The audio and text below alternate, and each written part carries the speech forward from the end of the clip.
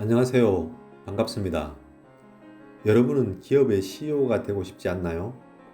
누구나 CEO가 되어 세계를 무대로 비즈니스를 하는 꿈을 가지고 있지 않나 생각해 봅니다. 기업을 만들고 싶어 하는 사람에게 워렌 버핏의 이력은 참조 모델로 하기에 좋은 예인 것 같습니다. 버크셔 해서웨이는 주식이 아닌 기업으로서는 어떤 회사일까요? 어떻게 시가총액 370조의 거대한 기업이 되었을까요? 워렌 버핏은 기업을 사는 투자 방법을 적용하여 지금의 투자 제국의 본거지인 버크셔 해서웨이를 만들었습니다. 한마디로 말하면 워렌 버핏은 M&A의 대가입니다. 1956년 워렌 버핏은 지인과 가족 7명이 모여 버핏 투자조합을 결성합니다. 이 조합을 버핏 파트너십이라고도 부릅니다. 투자조합이 성장하여 1962년 시점의 조합원 수는 90명에 달합니다. 최소 투자금도 10만 달러에 이르게 됩니다. 1962년부터 워렌 버핏은 버핏 투자조합의 투자금으로 버크셔 해서웨이라는 섬유회사 지분을 매입하기 시작합니다.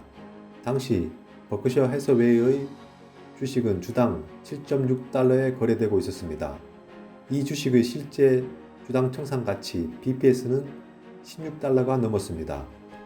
버핏의 입장에서는 보석 같은 기업이었습니다. 1965년까지 버크셔 해서웨이 지분을 지속적으로 확보합니다.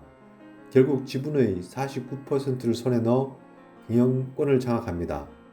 버크셔 해서웨이가 버핏 투자조합의 자회사가 된 것입니다. 당시 선유 산업은 사양길에 있었습니다.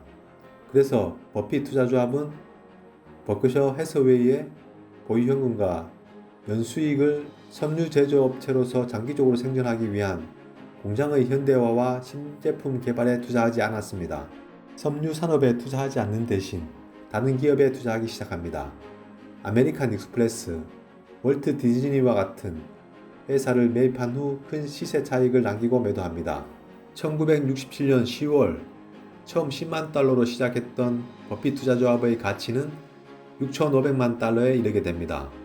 1969년에 버핏은 중대한 결정을 합니다. 버핏 투자조합의 문을 닫겠다고 선언한 것입니다. 버핏 투자조합은 그동안 설립자인 버핏에게 적지 않은 스트레스를 주었습니다. 투자자들이 계속해서 엄청난 수익을 기대했기 때문입니다. 이때 버크셔 해서웨이와 남부의 백화점 체인만 남기고 모두 처분합니다. 그의 전체 기업은 버크셔 해서웨이라고 부르기로 결정합니다. 버핏은 이때 조합원들에게 자신들의 지분을 현금으로 받을 것인지 버크셔 해서웨이 주식으로 받을 것인지를 결정하게 합니다. 대부분의 사람들이 버크셔 해서웨이의 주식을 선택합니다. 이때 버크셔 해서웨이 주식을 받은 사람들은 이후 억만장자가 됩니다. 이후 버크셔 해서웨이를 지주회사로 하여 보험회사를 인수합니다. 이때 인수한 회사가 내셔널 인뎀니티와 해상화재입니다. 보험회사를 인수한 이유는 현금 흐름이 좋기 때문이었습니다. 이 현금들을 이용하여 1972년 시즈캔디를 인수합니다. 이후 1976년에는 망해가는 회사 게이코를 인수합니다. 그리고 1985년 버크셔 해서웨이는 섬유회사를 중단합니다. 이후 1988년에는 코카콜라의 지분을 인수합니다. 1990년에는 웰스파고 50% 폭락을 이용하여 지분 10%를 인수합니다.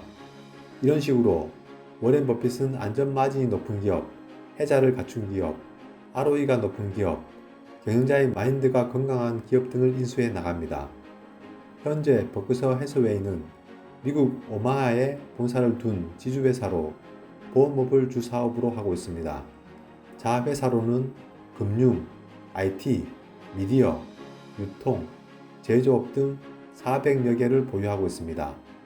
본사 직원 수는 25명이지만 자회사 직원을 모두 합하면 약 37만 명 정도 됩니다. 버크셔 해서웨이는 지주회사입니다. 지주회사란 자회사의 주식을 전부 또는 일부 지배가 가능한 한도까지 매수함으로써 기업을 지배하는 회사를 말합니다. 이런 기업 형태는 단순하고 효율적인 기업 형태라는 생각이 듭니다. 이상으로 워렌 버핏의 회사 버크셔 해서웨이에 대해서 알아보았습니다. 워렌 버핏의 투자 방식은 명확하고 간단합니다. 돈 잘 벌고 저평가된 우량한 기업들을 백화점 쇼핑하듯이 인수하는 것입니다. 그리고는 인수한 기업과 함께 성장해 가는 것이죠. 주식이란 인내심이 강한 사람이 이기는 게임입니다. 인내하고 기다리려면 주식에 대한 믿음이 있어야 합니다. 우리 모두 기다림에 익숙한 투자자가 되었으면 좋겠습니다. 오늘은 여기까지 하겠습니다. 감사합니다.